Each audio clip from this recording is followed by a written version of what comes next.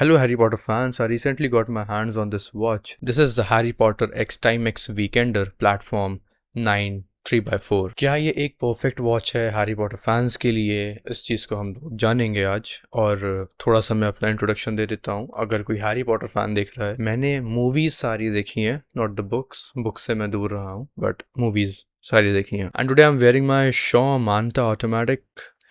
This is my new watch purchase. आपने क्या पहना है आज? Please do let me know in the comment section. इस घड़ी का भी वीडियो जल्दी ही आएगा, और फिलहाल के लिए मैं आप लोगों से ये कह सकता हूँ that it is the best diver watch under 15,000 rupees. No compromises, nothing. Now let's talk about the Timex watch की अनबॉक्सिंग एक्सपीरियंस की बात करूँ तो इट इज़ वेरी बैड, बहुत ही बेकार है। Harry Potter special edition watch है ये। कुछ अच्छे एलिमेंट्स होने चाहिए थे, बट एक ऊपर से इन लोगों ने परत डाल दी है, और फिर उसके नीचे नॉर्मल टाइमेक्स की वॉचेस में जो बॉक्स देखने को मिलता है एग्जैक्टली वैसा है, which is very very very bad. If I talk about the overall aesthetics of the watch looks like this.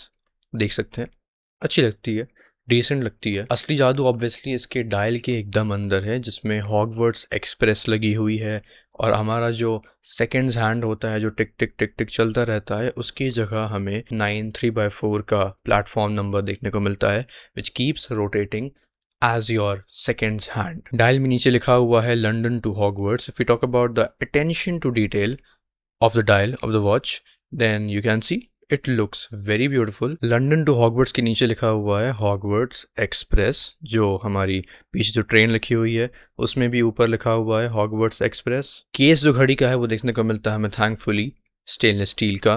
37 mm आप लोगों का केस डायमीटर है, केस थिकनेस है 9 mm की, और इसमें लग विथ है 18 mm की। लग टू लग इज आई थिंक 44 या 45 mm। सो इस वॉच को ऑब्वियसली बनाया गया है हैरी पॉटर फैंस के लिए, और it is actually a unisex watch for women and main both. तो कोई भी इसे पहन सकता है, तो उस हिसाब से इस घड़ी को बनाया गया है कि हर किसी के रिस्ट पे ये प्रॉपरली फिट हो जाए। मिनरल ग्लास देखने को मिलता है, 50 मीटर्स का वाटर रेजिस्टेंस है। So there is absolutely nothing special in this watch apart from it is a Harry Potter watch, of course. If you look at the back of the watch, तो लिखा हुआ है 50 meters का water resistance, watchmakers from 1854, stainless steel, Harry Potter की branding है, Timex की branding है। अच्छा, इसमें quick release strap देखने को मिलता है, and the strap quality was decent. Actually ठीक ही थी, बस बहुत मज़ा नहीं आया। This watch actually cost somewhere around 16,000 rupees, 15,500 की इनफैक्ट ये। So after discount maybe you can grab it for around 13,000, but Harry Potter की वॉच है, इस पर डिस्काउंट होना बहुत मुश्किल है। So the thing is this, these guys have price this watch at ₹15,000, and what are they giving? This nothing. Unboxing experience इतना बेकार है, घड़ी में कुछ स्पेशल नहीं है apart from Hogwarts Express and all those things.